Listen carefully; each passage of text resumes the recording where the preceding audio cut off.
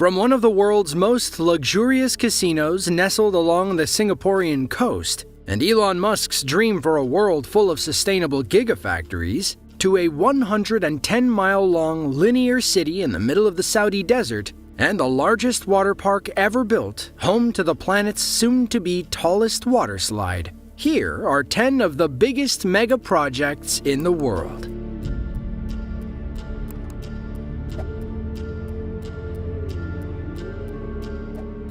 Between 1998 and 2004, the Petronas Towers in Kuala Lumpur, Malaysia, were the tallest buildings in the world. At 1,483 feet, the Malaysian twins were only 33 feet taller than the Sears Tower in Chicago, which then became the second tallest building in the world, or maybe the third. The Petronas Towers held that title until the construction of Taipei 101 in Taiwan, but then the Burj Khalifa dwarfed everyone in 2010, standing 2,717 feet tall. Still, the Petronas Towers are the tallest twin skyscrapers on Earth and home to National Petroleum Limited, a Malaysian oil and gas company commonly referred to as Petronas. The $1.6 billion towers also feature the world's highest two-story bridge between the 41st and 42nd floors. You can head up to the observation deck on the 86th floor for an even better view of the Malaysian skyline. Argentinian-American architect Cesar Pelli went with a distinctive postmodern style, aiming to build a 21st century icon for Kuala Lumpur, Malaysia. Seeing how the official Malaysian religion is Islam, Pelli combined principles of Muslim architecture and design to create a structure that oozed with Malaysian culture. Like most mega projects, construction didn't come without its hiccups. A bad batch of concrete brought construction to a grinding halt. They were worried the weak concrete had infected everything they had built so far. Luckily, builders only used it on one floor. They tore that floor down, rebuilt, and kept moving. Still, the delay cost the project about $700,000 per day.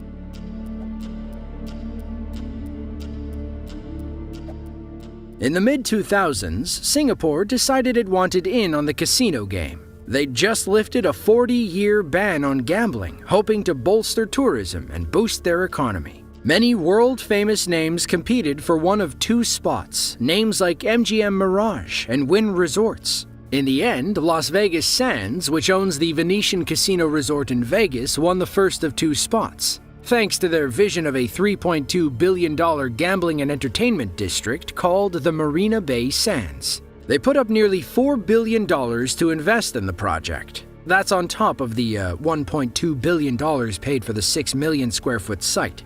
But thanks to labor shortages and rising material prices, the total development cost was estimated at 8 billion Singaporean dollars as of 2009, or about 6.8 billion US dollars. They called it the most expensive standalone resort property ever built. But unlike some mega project ideas, they actually pulled it off. Today, the Marina Bay Sands sports a 2,500-room hotel, a 1.3 million square foot convention center, a mall, a museum, and several celebrity chef restaurants, including 2 Wolfgang Pucks. Meanwhile, the casino floor is a gambler's paradise with 500 tables and 1,600 slot machines. The coup de grace, if you will, is the Sands Sky Park, a 1,100-foot skyway connecting all 3 towers. You can dive into the infinity swimming pool while enjoying a gorgeous view of the Singapore skyline.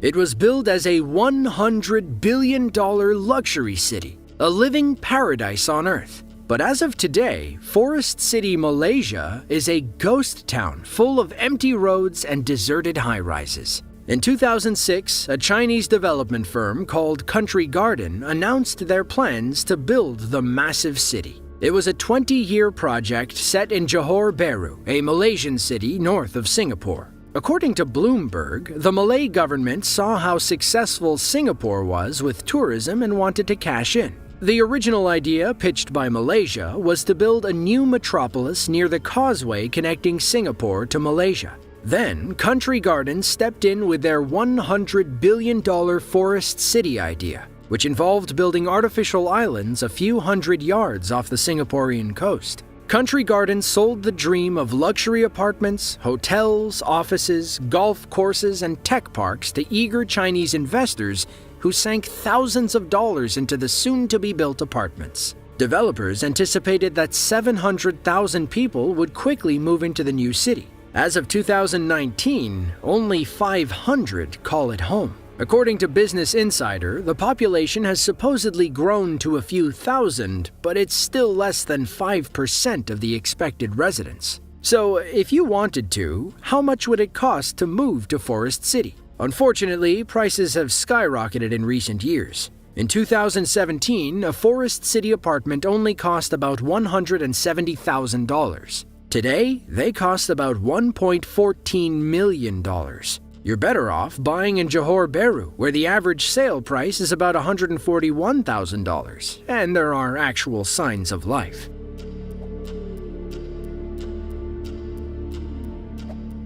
Picture this. You're sailing down the Red Sea between Saudi Arabia and Egypt when you suddenly see your reflection along a 110-mile mirror. But wait a minute, that's not a mirror. Instead, it's a 1,600-foot-tall, 660-foot-wide, 110-mile-long building. And there's another running parallel on the other side. What you're currently looking at is Saudi Crown Prince Mohammed bin Salman's NEOM project, better known as The Line. Some may call it the sustainable city of the future. Others think it sounds a little dystopian. The $725 billion city will run on nothing but sustainable energy. There won't be any cars either.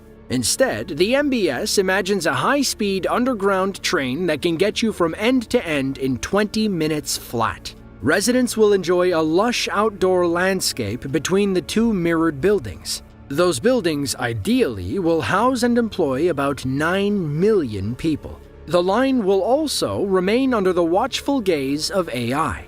MBS says it's to use data models to find ways to improve the city, but it sounds a little matrixy to us. It's all part of something called Vision 2030, which aims to make the oil-rich country the world leader in sustainable innovation. Work began on the line in late 2022, with drone footage coming out in October showing what looks like the initial groundwork. According to Saudi officials, you could be living in the line as soon as 2023. Or is it on the line? What about at the line?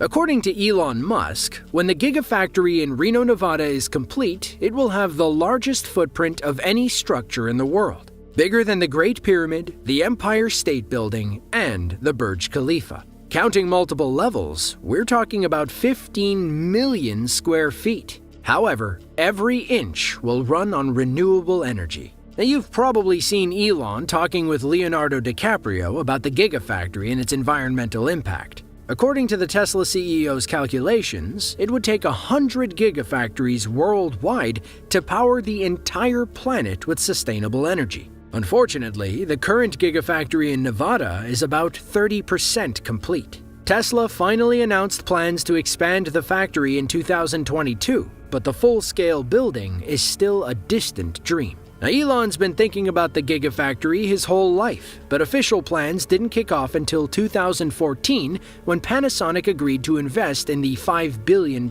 project. With the how figured out, it was time to determine the where. Tesla toured several locations, never once thinking about northern Nevada. But after a little convincing and several private trips, Tesla finally settled on the Tahoe Reno Industrial Center, or TRIC. Now, while the Nevada factory is the biggest, it's not the only Gigafactory Tesla owns. Giga New York, located in Buffalo, focuses on power pack batteries and solar panels. Giga Texas, the company's newest factory in Austin, serves as Tesla HQ and acts as an assembly site for Model Ys, Model 3s, Cybertrucks, and Cybersemis. 2 more Gigafactories exist outside the US, one in Shanghai, China, and the other in Berlin, Germany.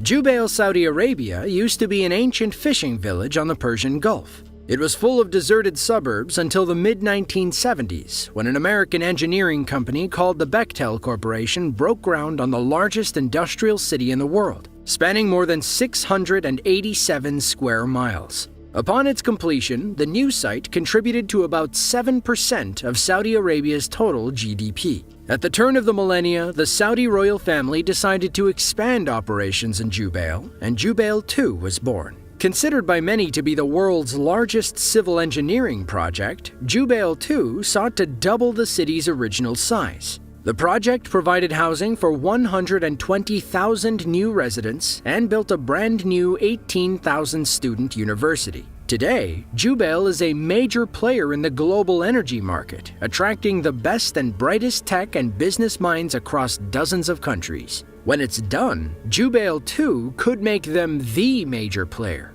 During peak working seasons, the Jubail II project employs 20,000 workers per month. About $4 billion has been invested in infrastructure, which includes hundreds of miles of roads, water and waste facilities, and utilities. Another $18 billion will go toward building the expansion itself. In fact, the project is so big that they broke it into 4 phases over 22 years. The current timetable has Jubail II completed by 2024, but we'll see if any pandemic-related setbacks push that completion date off a bit.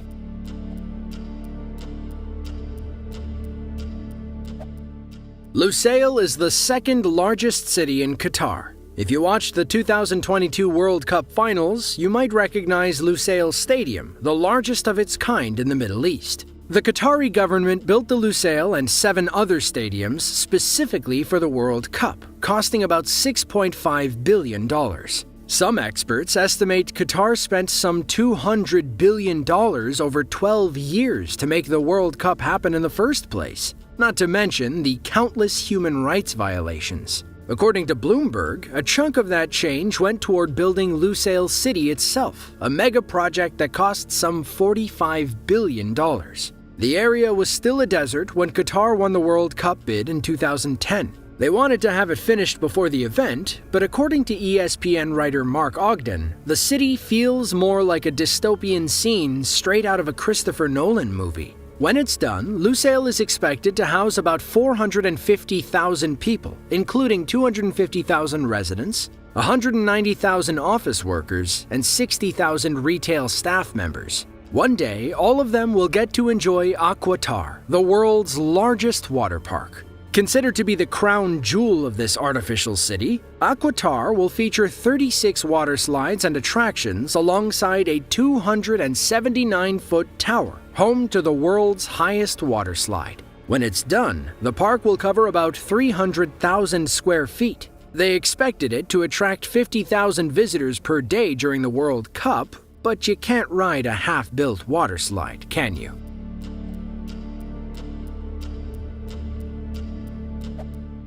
The Blue Nile River, one of the 2 primary Nile tributaries, is a lifeline for northeastern Africa. It flows north from Lake Tana in Ethiopia, through Sudan, and into Egypt, some 1,600 miles downstream. In the early 2010s, Ethiopia announced plans to build a $5 billion dam on the Blue Nile. The project underwent several name changes, at one time called the Millennium Dam, but builders finally settled on the Grand Ethiopian Renaissance Dam, or GERD. In a nutshell, the point of the GERD was to supply ample electricity to Ethiopia, a country that, before GERD, saw 60% of its people living in darkness. Ideally, the GERD will produce so much power that Ethiopia can sell electricity to the surrounding counties like Sudan and Egypt. The dam was supposed to be opened in 2017, but feuds between Ethiopia, Sudan, and Egypt kept stalling the project. Egypt relies heavily on the Nile River and believes the GERD will significantly limit the amount of water available by the time it reaches Cairo. Ethiopia says otherwise, while Sudan has been stuck in the middle. Prime Minister Abiy Ahmed Ali cut the grand opening ribbon that summer. The GERD is officially the largest hydropower dam in Africa and ranks among the top 20 worldwide, right up there with the Three Gorges Dam in China.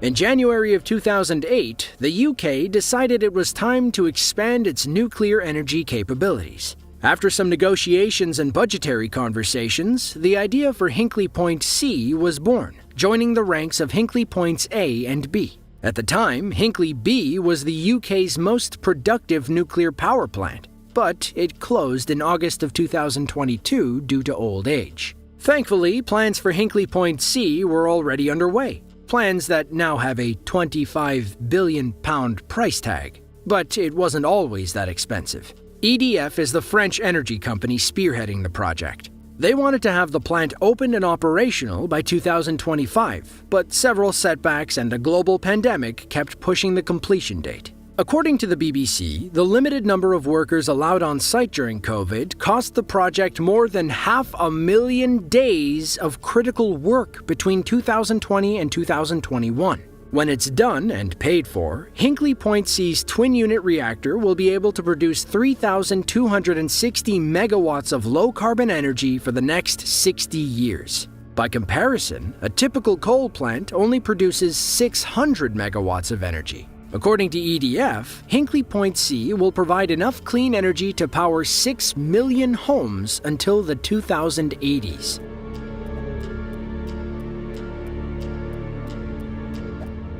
The Yangtze River is the heart and soul of China. Nearly one-third of China's population, about 400 million people, live along the river basin or its tributaries and rely on it every day. But as it stands, northern China's more industrialized and arid regions struggle with dry rivers and restricted access to water. It's been that way for, well, forever. Then, in the 1950s, Mao Zedong floated the idea of a massive engineering project that could solve China's water problem in a few short years. The idea was to build 3 canal systems, one in the east, one in the west, and one in the middle. Of course, politics and controversy kept the project in the planning phase for about 50 years. Construction began in 2003, and it's expected to take another 50 years to finish. Not to mention the $62 billion price tag. Fun fact, that is more than twice the cost of the Three Gorges Dam. When it's done, the South-North Water Transfer Project will divert 44.8 billion cubic meters of water annually to drier areas in northern China. It'll also link China's 4 main rivers, the Yangtze, the River, the Huaihe, and the Haihe. If all goes according to plan, water diverted from the Yangtze River near Yangzhou City will travel east along existing channels to the Weishan Mountains of Shandong. From there, it'll cross the Yellow River via a tunnel and flow into Tianjin. The central route will divert water from the Han River to flow up to Beijing. They wanted this leg finished in time for the 2008 Olympic Games, but only about a fourth of the route was built. Finally, the western route will divert 4 billion cubic meters of water from 3 tributaries along the Yangtze and send it about 300 miles across the Bayankala Mountains and into northwestern China. If you enjoyed this video and want to see another just like it, be sure to click the link on screen now. With that, thanks for watching and be sure to tune in next time.